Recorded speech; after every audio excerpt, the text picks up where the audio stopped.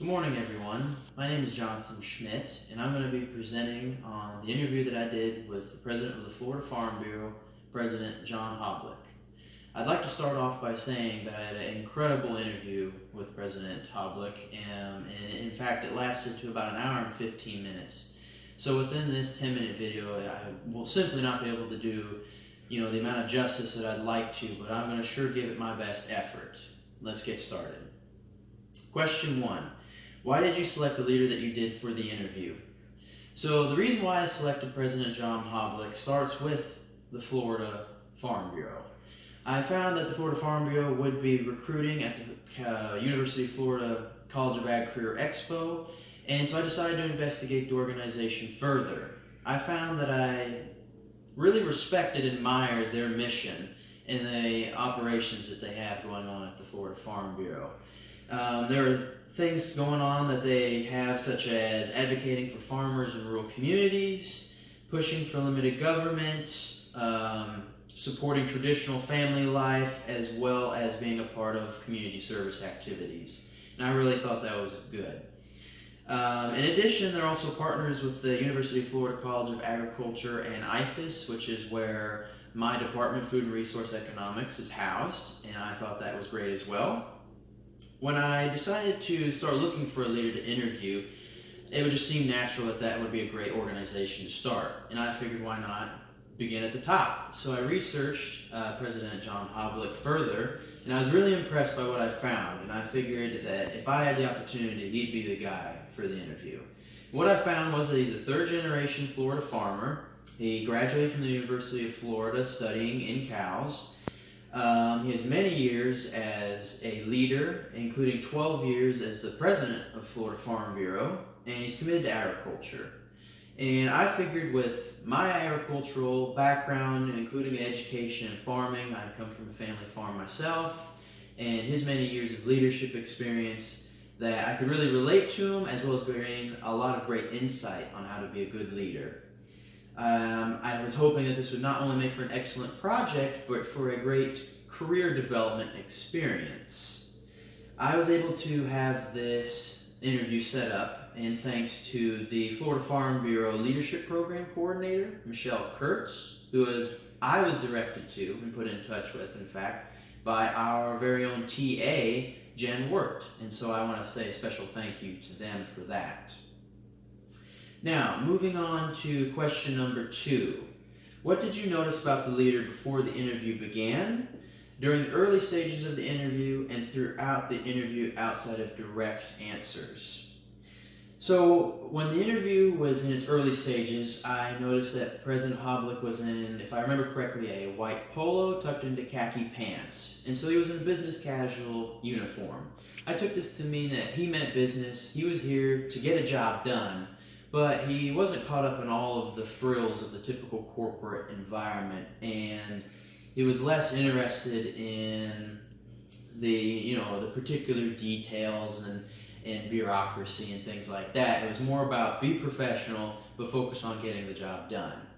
In addition, I noticed that his office was a very relaxed environment. It wasn't as sterile and preserved as other offices I've been in, such as accountants or attorneys. And that made for a very welcoming and kind of inviting atmosphere. In addition to that, when we sat down to begin, he saw that I had a list of questions, and he was very keen to have more of a fluid conversation instead of going just strictly by a question and answer format, which I think reinforced that idea that he just wants to approach a task the best way possible instead of being caught up in how things may be normally done, or again, coming back to kind of maybe bureaucratic red tape or whatever, stuck in one channel. And I adapted to this, and I was actually very pleased because the food conversation turned out to be very more enjoyable and informational for sure.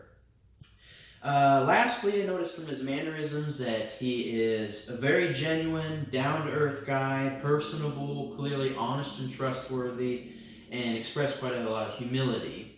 In addition, he has a bold personality. He's capable of taking charge and establishing his authority, and he can't be pushed around, that's for sure. Let's move on to question number 3. What did the individual say that resonated with you, connected with you, and ultimately defined their leadership? There were a number of key characteristics that President Hoblick outlined through our hour and 15-minute interview, and I'd like to go over some of them here briefly now. He touched on humility. In fact, I believe the words he uses that he hates arrogance. He does not appreciate people trying to think that they're better than others simply because they're in some sort of authoritative position. He made that rather clear. And he also said that he considers himself just another member of the team, and that everyone has an important role within an organization, and that everybody needs to do their own specific job the best that they can. And so whether it's down to the janitor or an insurance agent for their insurance division or him himself as president, he doesn't see himself being as any better than anyone else. So humility was important.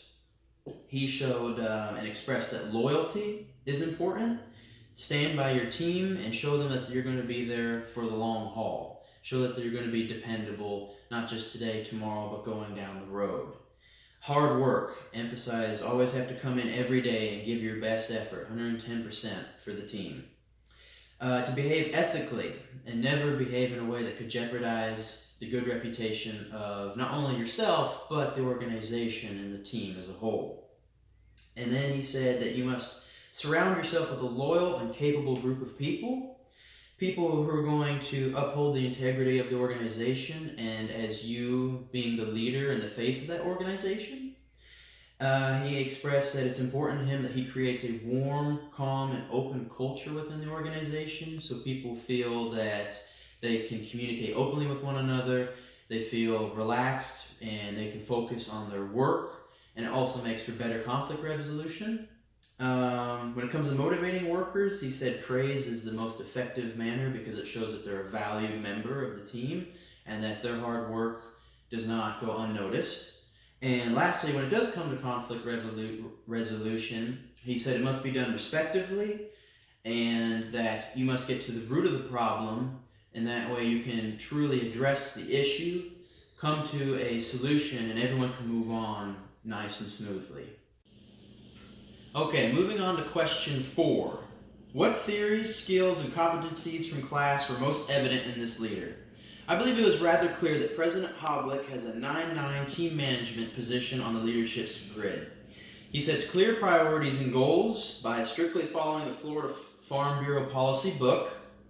He loves his job. He said every day he gets out of his truck and walks into work with a spring in his step. He's committed to the organization, very passionate about doing the best that he can for everyone within the organization and the members they serve, and he expects commitment from everyone who works there. In fact, he said it was rather important that everyone works up committed to do the best that they can for everyone in the organization. He encourages teamwork. He often said that everything that is achieved there is through good, efficient teamwork. Next, authentic leadership. President Hoblick definitely knows what his values are, what he stands for, and he cannot be pushed around. However, he is very open to listening to everyone's position, everyone's opinions, and then working towards compromise. Lastly is the leadership member exchange. He described that he has a team that works with him whom share a high level of mutual respect, trust, dependability, and their interests lie not within themselves, but with the group as a whole. In particular, I met with his right-hand man, Kevin, and it was clear that the leadership member exchange was present within that relationship in the team. Question number 5. What did you learn from this person that's going to transform your leadership as you move forward? If I can remember the quote correctly, President Hoblick said, "Do the right things for the right reasons and you'll never go wrong. Do the wrong things for the wrong reasons and you'll never get it right." To me, this was one of the defining pieces of advice that he gave when I asked him about what advice he would give to a new and upcoming leader.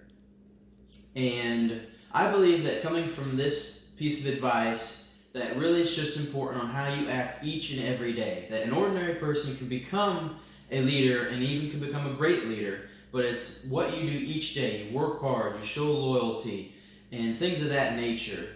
And I want to focus transforming my leadership where I am more just aware that when I wake up and throughout the day I'm pushing myself forward to becoming the best leader that I can be. And that way when I come home at night, I can rest easy knowing that I've done my best and I can have respect in that. Thank you.